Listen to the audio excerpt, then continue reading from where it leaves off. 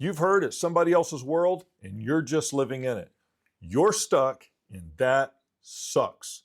Let me give you a mindset that's going to turn that world upside down and your life right side up. Let's go.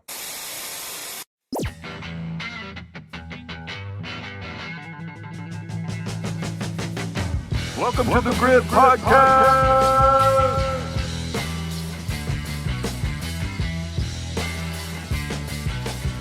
Some of you guys woke up this morning and you wake up every morning feeling like you are stuck. You're just a cog in the system. You're in somebody else's world and you are just living in it. This is not at all what you imagined your life would be, but somehow you ended up right here, wherever it is that you are. You know what? And you're tolerating it. Why are you tolerating it? Because there are some good things in this little system that you're in, this little world that you're now living in, that anesthetize the misery that you actually should be feeling in the fullest extent possible. Nothing wrong with good things. Nothing wrong with good things offsetting how you feel about bad things. Nothing wrong with that. What I want to help you acknowledge is this, that you are not as stuck as you think that you are. Things can change and they will change if you acknowledge two major things. And that's what I want to talk about today. Like I said, the good news is you're not as stuck and imprisoned in this little system in somebody else's world as you think that you are. That's the great news. It begins by acknowledging two major things. Two major things that are going to start the process of taking the world that you're living in, flipping it upside down, and turning your life right side up. The way that you were meant to live it, with the purpose you were always meant to live in it. Number one is this: you need to acknowledge your power. You need to acknowledge your power. Some of you guys walk around all powerless and weak. I don't really understand it, but yet I do, because I was stuck in my life in the exact same type of situations that you guys were in. I've broken free now. However, I do remember what that was like. I remember what it was like feeling like I had no power in marriage. I had no power in my job. I had no power over my kids at home. Parenting everything was just falling apart, it seemed, but somehow life just kept moving, even though it was complete chaos. I understand what it feels like to feel like you have no power whatsoever or just a little bit of power. What you have to acknowledge is the same thing I had to acknowledge, that I had a lot of power and I didn't know it. Have you ever seen those elephants that, they have this little rope tied to one of their legs and it's tied to a stake in the ground? And the elephant goes nowhere. The elephant thinks that it's stuck, that it can't go anywhere because its legs all tied up. When the reality is that any moment that elephant could take off that way, and there's not a thing in the world the stake or the zookeepers can do about it to keep that elephant in its place. The elephant can go and do wherever it wants. Why doesn't it? Because it has a mental block. The elephant doesn't understand that it is far more powerful than the forces that are trying to hold it back. And the same is with you. You don't realize the power you have. Let me tell you something. Everything begins with a thought. Every single thing that you've done in the past or currently doing, anything that you will ever do in the future, it all begins with a single thought. Thinking is power, and you have the power to think. Okay, well, great. I have the power to think. Thank you, Jamie. I guess I can shut the video off now. No, remember I said there were two things, okay? The power to think is extremely powerful. No one can control what goes on in your head but you. And there's some things that are going on in there that you can't even control, right? That's how powerful your mind is, okay? You have the power to think. You have the power to create. You have the power to decide to do something or to not do something, to go somewhere, to not to go somewhere. You have the power to create. You have the power to create a blueprint to get you to where you're going.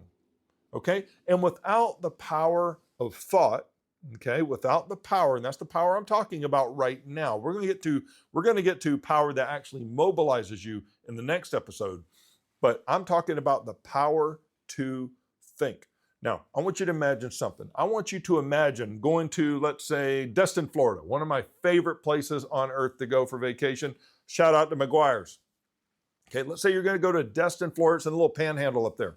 Okay, go if you haven't gone. Let's say you're going to go and you just get in your car and you just start going. I'm just going to head east, southeast, I guess. What are the chances of you actually making it there blindly? Well, you're not going to make it there blindly. You have to actually put some thought into where you're going, how you're going, where are you going to stay along the way, etc. That's how powerful the mind is. Right now, I want you to understand that you have the power to map out a path to the world that you want to live in, the world that you're not getting pushed around, but the world that you control, okay? Number one, acknowledge. I didn't say do anything. I just said, I just need you to mentally acknowledge that you have power. And if you don't make it past this step, you might as well turn the video off and go back to your broken world that you're living in and just get used to the misery. Acknowledge that you have power. Number two is this, acknowledge that you have control. Now, as hard as the first one is for some of you to accept, acknowledging that you have control is even harder to accept, because the moment you begin to, or the moment you acknowledge that you have control, you begin to see that the reason why a lot of the world that you live in is the way that it is because of you. You have control. Nobody has strong-armed you into the position and the situation of the little world that you're living in right now. No one has forced you there. There's some part of you that willingly went along the way. Maybe you made some bad choices. Fine. I've made 1,000 bad choices in my life, tens of thousands, okay? But when you realize and you acknowledge that you have control, then the only person you can look at, mostly, is the person in the mirror. You need to acknowledge that. You have control. But I don't want to look at the past. I want to look at today. What is your life like today? What is your control over today? Now, this brings me to a very important exercise. If you truly want to flip that world upside down and your life right side up, you're going to need to do this exercise, whether with me or somebody else. But this is part of the process of finding your way to that new world where you're not getting pushed around.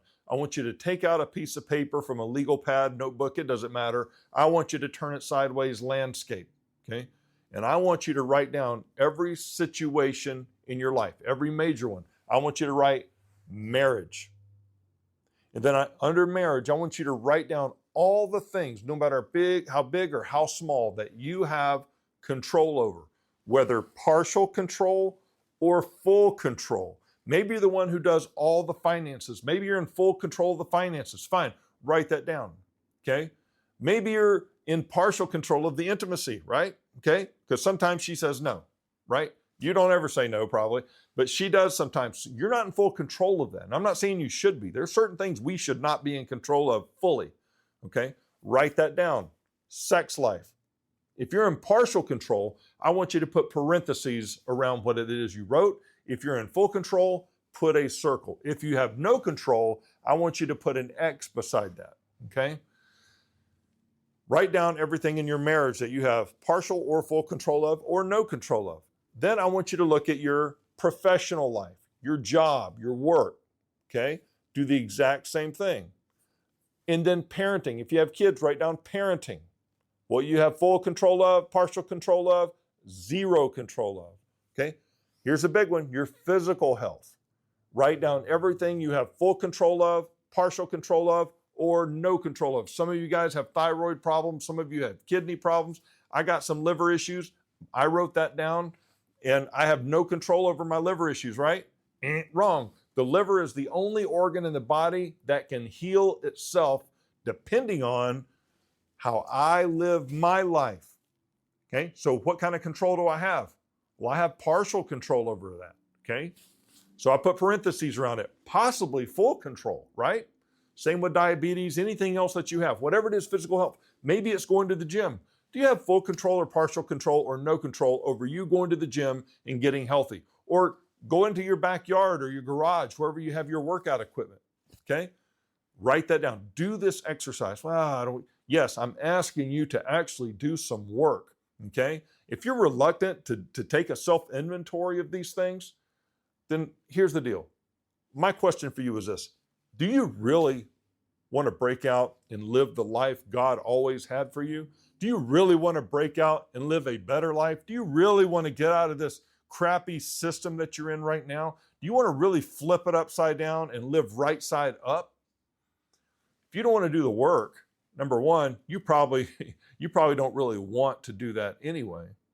My dad always told me, he said, wish in one hand, want, I want this, I wish I had this. Wish in one hand and shit in the other, and tell me which one fills up first.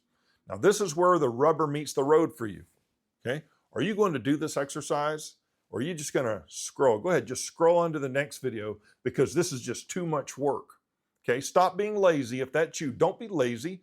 Do this work, because you've got to be able to dissect exactly what you have control over so that you know how to use your power effectively and efficiently to get you to where you want to go. Listen, I get emails and I talk to guys all the time who are stuck. And let me say this, most of the time they're unnecessarily stuck. This does not have to be you. Set the pace, live the life that you want. We can get there. You can get there, but you've got to put in the work. Do this exercise, okay? And join me in the next episode where I'm going to help you get where the rubber meets the road. We're going to put boots on the ground, and I'm going to show you how to go from this mindset and understanding what you can control and how to use it to actually get to where you want to go. All right? God bless you guys. I will see you next time right here on The Grit.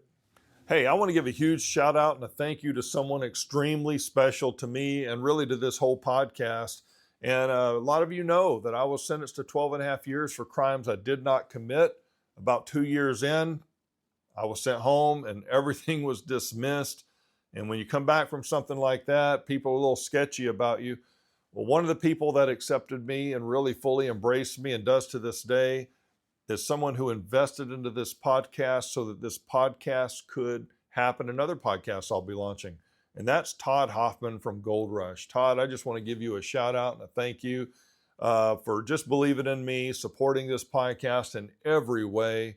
Man, I love you, and I wouldn't be doing this without you. So I just really appreciate you. Todd Hoffman's such a great guy. Reach out to him, say hi to him, etc. Check out Gold Rush, Hoffman Family Gold. It is fantastic. But you know what? More than gold, man, Todd is the salt of the earth. So is his family. And I just wanted to say thank you so much for helping make the Grit podcast happen. Hey, thanks for hanging out with me today. Like and subscribe. You can catch me on Spotify, YouTube, wherever podcasts may be found. Also, check out www.thegritman.com for more information. Share this podcast with guys you know need the motivation and encouragement to become the men they've always been destined to be. I'll see you next time right here on The Grit.